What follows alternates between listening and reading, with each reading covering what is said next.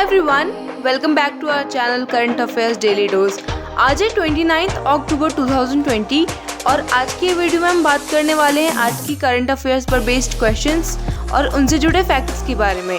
तो चलिए शुरू करते हैं बिना किसी देरी के। क्वेश्चन नंबर 1 इज 2020 ब्रिक्स संसदीय मंच पर भारतीय प्रतिनिधिमंडल का नेतृत्व किसने किया? Who led the Indian delegation at the 2020 BRICS Parliamentary Forum? Option A, Om Birla, B, Venkaiah Naidu, C, Prahlad Joshi, and D, Nitin Gadkari. So the right answer is option A, Om Birla. भारतीय संसदीय प्रतिनिधिमंडल यानी Indian parliamentary delegation का नेतृत्व लोकसभा अध्यक्ष ओम बिरला कर रहे हैं और इसमें लोकसभा सदस्य कनिमोझी करुणानिधि भी शामिल है।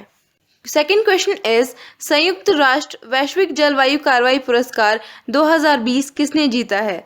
Who has won the UN Global Climate Action Award 2020?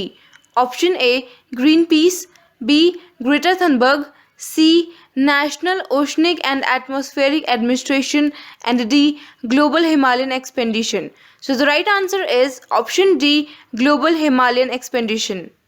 Global Himalayan expedition को चल रहे कोविड-19 पैंडेमिक के बीच क्लाइमेट चेंज से निपटने के एफर्ट्स के लिए United Nations global climate action award 2020 से सम्मानित किया गया। थर्ड क्वेश्चन इज किस राज्य या केंद्र शासित प्रदेश के मुख्यमंत्री राज्य सरकार के नोटिस में प्रदूषण फैलाने वाली गतिविधियों को लाने के लिए एक ऐप लॉन्च करेंगे?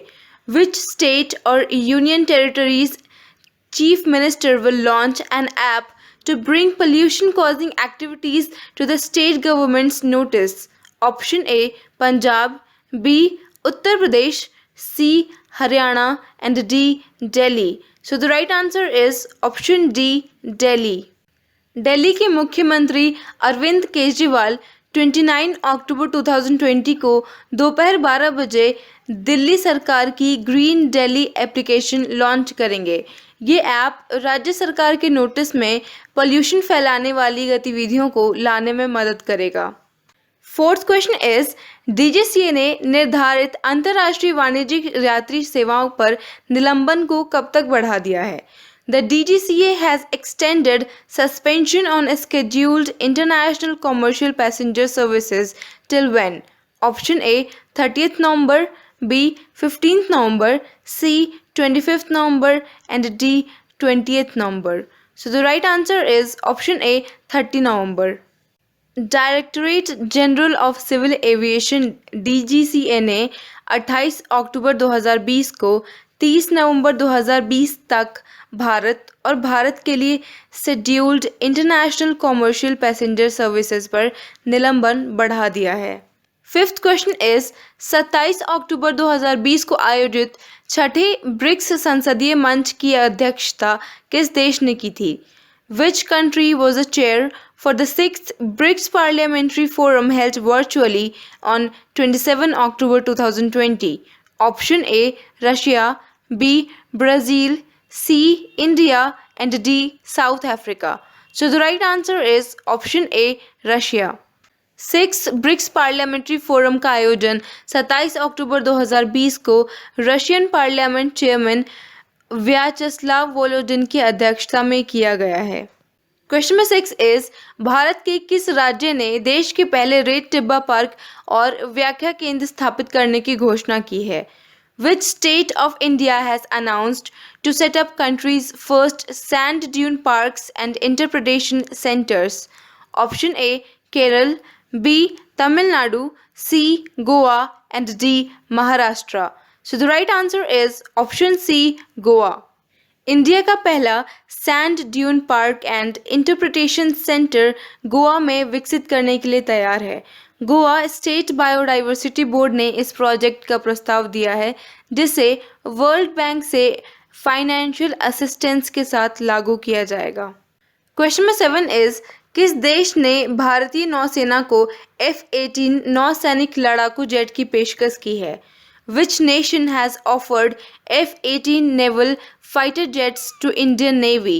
Option A, France, B. UK, C. US, and D. Russia. So the right answer is option C. US, that is United States. United states ने इंडियन नेवी के एयरक्राफ्ट कैरियर्स के लिए अपने F-18 नेवल फाइटर जेट की पेशकश की है और इस कदम का उद्देश्य भारत के साथ अधिक निकट संबंध विकसित करना है।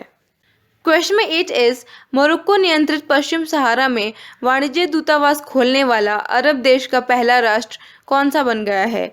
Which nation has become the first one in Arab world to open a consulate in Morocco-controlled Western Sahara? Option A, Saudi Arab, B, United Arab Emirates, C, Qatar, and D, Jordan. So the right answer is option B, United Arab Emirates. United Arab Emirates ने western सहारा में कंसलेट खोलने का फैसला किया है जो Morocco द्वारा controlled disputed reason में कंसलेट यानी वाणिज्य दूतावास खोलने वाला पहला अरब राज्य बन गया है। 9th क्वेश्चन इज GSK और सनोफी ने कोवैक्स सुविधा का समर्थन करने की योजना बनाई है जिसमें कितने कोविड-19 वैक्सीन की खुराक है? GSK and Sanofi has planned to support COVAX facility with how many COVID-19 vaccine doses? Option A, 100 million, B, 200 million, C, 300 million, and D, 150 million. So the right answer is option B, 200 million. GSK और Sanofi ने गविलेड Covax सुविधा का समर्थन करने के लिए अपने कोविड-19 vaccine उम्मीदवार की 200 मिलियन डोसेज प्रोवाइड करने का निर्णय लिया है। 10th question is federation of Indian fantasy sports के नए अध्यक्ष के रूप में किसे नियुक्त किया गया है? Who has been appointed as the new chairman of the Federation of Indian Fantasy Sports? Option A, Ramesh Kailasam, B, Bimal Julka, C, Ranjit Nair, and D, Mitesh Gangar. So the right answer is option B, Bimal Julka.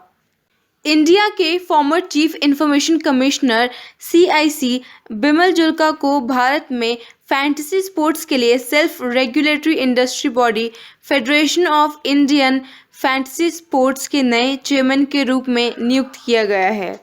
11th question is अंतर्राष्ट्रीय animation दिवस कब मनाया जाता है? When is the International Animation Day observed?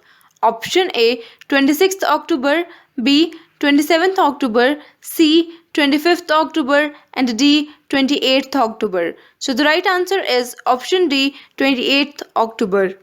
International animation day हर साल 28 अक्टूबर को animation के आर्ट को सेलिब्रेट करने के लिए मनाया जाता है और एनिमेशन के पीछे के आर्टिस्ट्स, साइंटिस्ट्स और टेक्नीशियंस को भी पहचानता है। 12th question is Aditya Puri ने HDFC बैंक के MD और CEO के पद को छोड़ा है। पुरी की जगह नए MD और CEO के रूप में किसे नियुक्त किया गया है? Aditya Puri has stepped down as the MD and CEO of HDFC Bank, who has been appointed to replace Puri as the new MD and CEO. Option A, Malay Patel, B, Kajat Barucha, C, Sashidhar Jagdishan, and D, Sandeep Parekh. So the right answer is option C, Sashidhar Jagdishan. HDFC bank के managing director और chief executive officer Aditya Puri ने भारत के सबसे बड़े private sector के lender के 25 साल के बेहद सफल कैरियर के बाद ये पद छोड़ दिया है।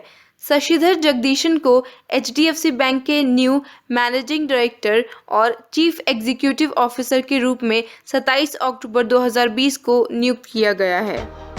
तो फ्रेंड्स, आपको ये वीडियो कैसी लगी हमें कमेंट करके ज़रूर बताएं and give us a thumbs up if you like this video and do share and subscribe for getting more content like this. Thank you.